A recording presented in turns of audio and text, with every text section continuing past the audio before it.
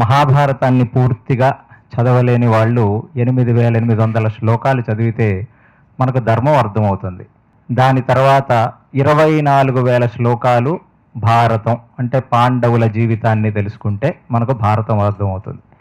తాత్వికంగా ధర్మార్థ కామ మోక్షములు ఎలా దొరకాలి, ఒక మనిషి ధర్మాన్ని ఎలా పట్టుకోవాలి, ఆ ధర్మాన్ని అర్థం చేసుకున్న వ్యక్తి అర్థకామములు ధర్మాన్ని పట్టుకొని ఉండాలి. అదే మన భారతీయ సంస్కృతి.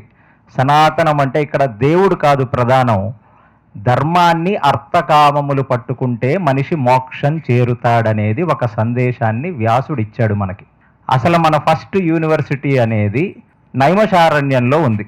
ఆ నైమిషారణ్యంలో మీరు ఏ పురాణం చదివినా సూత గోస్వామి సౌనకాది మునులకు చెప్తుండగా అని పురాణం మొదలవుతుంది. అది గణపతి మీరు చేసే పూజ దగ్గర నుంచి.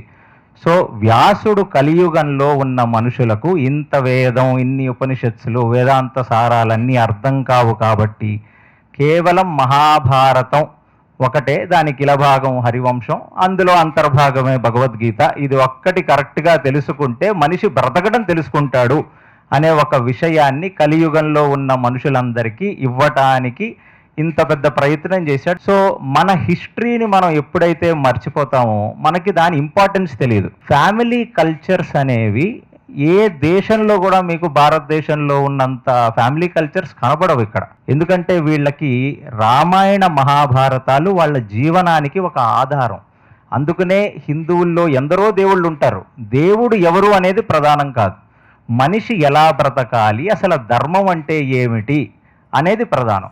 మళ్ళీ ధర్మం అనేది పొద్దున ఒక ధర్మం, మధ్యాహ్నం ఒక ధర్మం, రాత్రి ఒక ధర్మం, గృహస్థకు ఒక ధర్మం, బ్రహ్మచారికి ఒక ధర్మం, ఉపాధ్యాయుడికి ఒక ధర్మం, విద్యార్థికి ఒక ధర్మం. ధర్మం మారుతూ ఉంటుంది, సత్యం మాత్రమే మారదు.